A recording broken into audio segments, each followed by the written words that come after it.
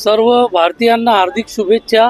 त्याचबरोबर 1 जानेवारी 1818 हा दिवस जो होता तो भारताच्या इतिहासामध्ये कलाटणी देणारा इतिहास घडला ह्या दिवशी।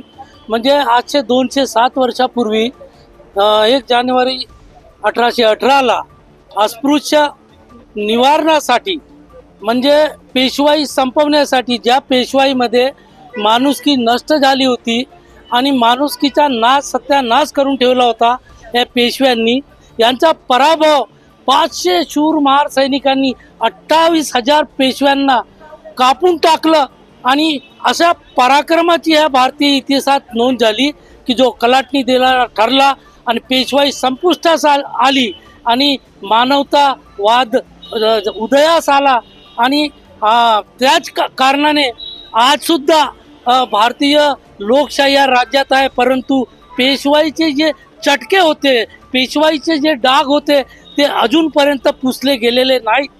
काल परवा घडलेल्या परभणीच्या घटनेवरून अशी शक्यता वाटते की पेशवाई काय पुन्हा डोकं वर काढते का, परंतु त्या शूरवीर महार सैनिकांनी जे बलिदान देऊन इथली पेशवाई नष्ट केली आणि लोकशाहीची स्थापना केली, त्या लोकशाहीचा इतिहास न विसरता आपल्याला संविधान वाचवण्यासाठी आणि पुन्हा एकदा पेशवाईचा पराभव करण्यासाठी आपल्याला सतर्क राहावं लागेल।